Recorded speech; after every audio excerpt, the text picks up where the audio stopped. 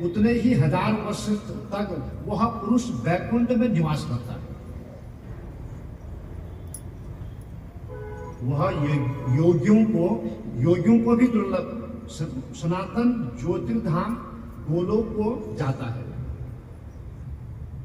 जहां से फिर लौट कर नहीं आता है। 2.5 किलो कांसे के संपुट का विधान कहा है कि निर्धन पुरुष यथाशक्ति करे, यह भी न हो सके तो भगवान के निमित्त कच्चा सामान या मावा, चीनी, गेहूं का आटा, गुड़, सौंफ, घी आदि ऋतुफल संपुट के साथ रखकर देते।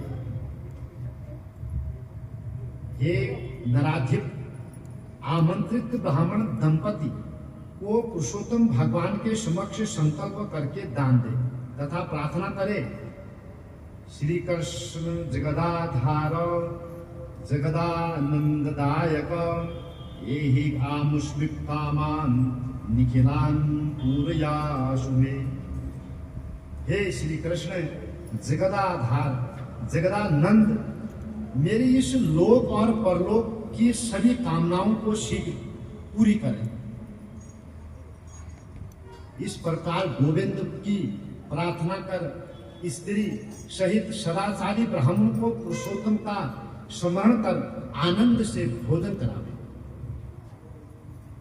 विधि पूर्वक गंध अक्षत से पूजा कर फिर रूप में हरि और ब्राह्मणी रूप में राधा और स्मरण करता हुआ घी से भुने हुए चावल की खीर से भोजन करावे। व्रती पुरुष अंगूर, केला और अनेक प्रकार के पके हुए मीठे आम आदि फल, घी से बनाए हुए पकवान, श्रेष्ठ उड़द के बड़े और गेवर, पकी हुई फेनी, खांड के बने माठ, टोर, खरबूजा, ककड़ी, साग, अदरक, श्रेष्ठ नींबू और घी, अनेक प्रकार के अलग अलग साग, 6 लहसुन के बने 4 प्रकार के पूरी और कचौड़ी, चटनी, अचार आदि के भोजन, सुगंधित पदार्थ, इलायची, केसर, कस्तूरी आदि से युक्त मखाना, चिरौंजी आदि ये मिश्रित गोरस परोस कर कहे कि हे ब्राह्मण, आप यह परोसा हुआ स्वादिष्ट भोजन करें और जो आपको अच्छा लगे वह मांग कर लें। मैं आज धन्य हूं जो आपका कृपा पात्र हूं। आज मेरा जन्म सफल हुआ।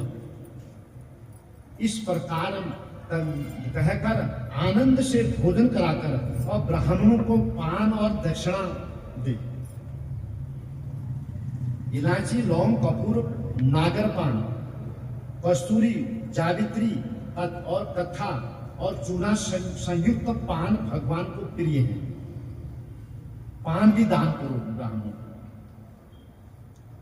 अतः सब वस्तु सहित आदर से ब्राह्मणों को दे। इस प्रकार जो व्यक्ति ब्राह्मण को पान देता है वह इस लोक में ऐश्वर्यवान हो, परलोक में देवता होता है। स्वपत्नी ब्राह्मण को प्रसन्न करके उनके हाथ में लड्डू दे और ब्राह्मणियों को पीतांबर से सजी बांसुरी दे।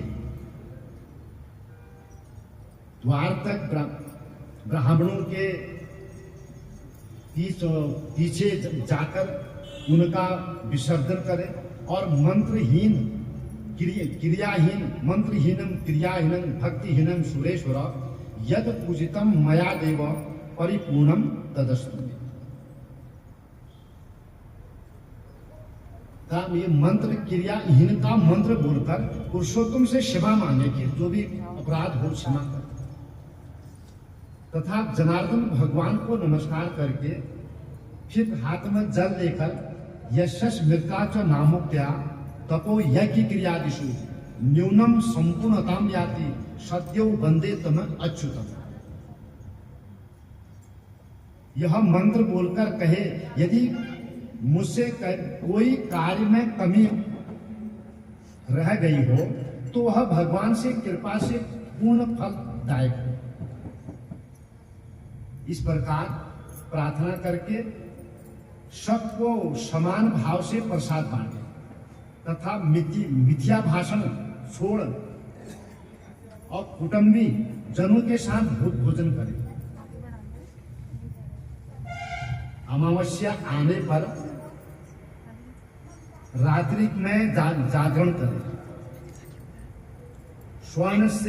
स्वर्ण के राधा कृष्ण की पूजा करें। अंत में सपत्नी व्रती पुरुष राधा सहित पुरुषोत्तम देव को नमस्कार करके और पूजा पूर्ण करें। फिर आचार्य को सामग्री सहित मूर्ति भेंट करें और श्रद्धानुसार यथा योग्य अन्नदान दे। चाहे कैसे भी हो, यह व्रत करे और भक्ति से अपनी सामर्थ्यानुसार दान दे। इस व्रत के करने से चाहे नर हो या नारी, जन्म जन्मांतर में दुख दारिद्र्य से दुर्भाग्य नहीं पाते और नाना प्रकार के मनोरथ पूर्ण कर